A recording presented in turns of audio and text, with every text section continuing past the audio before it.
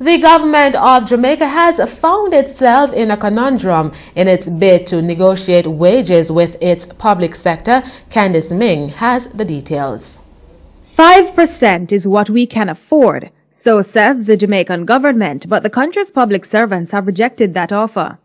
Earlier this year, the government embarked on a mission to offer the public servants the first wage increase in 3 years. But having been asked to endure that 3-year wage freeze, the island's public servants say the 5% offer is just too minimal, compounded by the rising cost of living and taxation. Jamaica's teachers have been protesting since the offer, even giving the Minister of Finance a 2-week ultimatum, which ended a few days ago. The Jamaica Teachers Association met with the Minister with responsibility for the public service, Horace Daly, on May 28, 2015.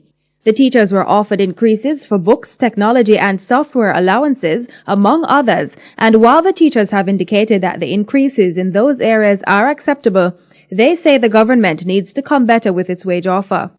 When we spoke to JTA President Doran Dixon by telephone on Friday, he was quite coy about the next step for the island's teachers in the wage battle if the government doesn't improve its offer. Well, there are other tools in the toolkit that we can use to press our case. Should we be worried about industrial action from the nation's teachers? I don't know if it is something to be worried about, but the possibility is that industrial action is one of those tools available to us. We are trying desperately to avoid having to use that particular tool. But if it comes to that, I'm sure the nation will understand and there's nothing to fear. As for the increases in allowances, shortly after the meeting, Minister Daly told media that the teachers were quite amenable to the ministry's 30-point claim, and only the wage offer prevents a solid agreement. However, Mr. Dixon notes that the minister failed to mention that there was only agreement in part.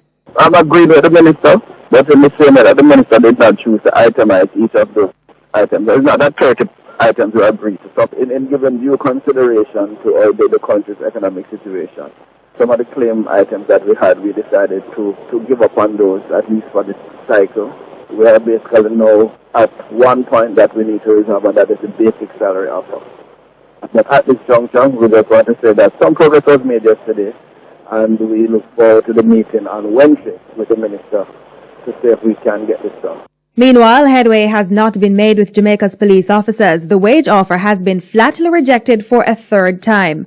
President of the Jamaica Police Federation, Sergeant Raymond Wilson, asks, how can the island's police officers survive on a 5% addition to a salary that barely meets living demand? 5% in actual dollar figure does not represent anything near the replenishing of the lost value of the spending power of our police officers since we last received a pay increase from government. In fact, for a constable, it represents less than $2,000 per month. And of course, at the level of an inspector, we earn less than $4,000 per month in new money. Sergeant Wilson says these figures are long before taxes are applied to the salary. He adds that the cost to prepare the uniform for duty on a daily basis is $500 Jamaican dollars, and that figure is not subsidized by the government. He laments how difficult that burden is, especially for a constable who earns less than $65,000 before taxes. Sergeant Wilson shied away from stating what offer from the government will be acceptable, noting hope, however, that there will not be a need to conduct industrial action to get a favorable offer. We would hope that it wouldn't have to be a situation that we would even want to think about any kind of anything. We are hopeful that the next few days between now and Monday, that what we would get is an offer that would result in us getting back to the table and, of course, calling on our members. But our members at our conference, they have voted, mandated us to write to government to ask them to give us a better offer by Monday. And, of course, the members have also taken a decision that if that is not forthcoming, we simply need to communicate to them so that they, in their respective divisions and formation, can determine the next course of action.